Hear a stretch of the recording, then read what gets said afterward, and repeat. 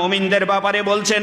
আল্লাহ তাআলা মুমিনদের ব্যাপারে কোরআনুল কারীমের সূরা তাওবা এর ৭১ নম্বর আয়াতে আল্লাহ তাআলা বলছেন, ওয়াল মুমিনুনা ওয়াল মুমিনাত, পৃথিবীতে যত মুমিন রয়েছে, পৃথিবীতে যত মুমিনাত রয়েছে, পুরুষ নারী যত মুমিন রয়েছে, সকলেই বাদুহুম আউলিয়াউ বাদ, পরস্পরের বন্ধু, পরস্পরের সাথে বন্ধুত্ব সম্পর্ক বজায় রাখে, তারা পরস্পরের বন্ধু।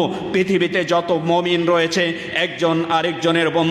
পৃথিবীতে যত মুমিনাত রয়েছে, নারী মুমিন রয়েছে, তারা সকলে একে অপরের বন্ধু।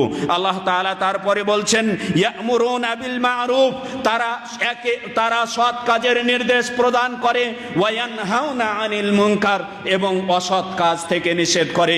সম্মানিত আজকের উপস্থিতি, এই আয়াত থেকে আল্লাহ তাআলা স্পষ্ট বার্তা দিয়ে দিচ্ছেন, স্পষ্ট ঘোষণা আমাদের উদ্দেশ্যে দিয়ে দিচ্ছেন, যারা আমরা মুমিন বলে দাবি করি তাদের অন্যতম দায়িত্ব হচ্ছে, অন্যতম কর্তব্য হচ্ছে যে তারা সৎ কাজের নির্দেশ প্রদান করবে, এর মধ্যেই সীমাবদ্ধ থাকবে না, বরং অসৎ কাজ থেকে নিষেধ প্রদান করবে।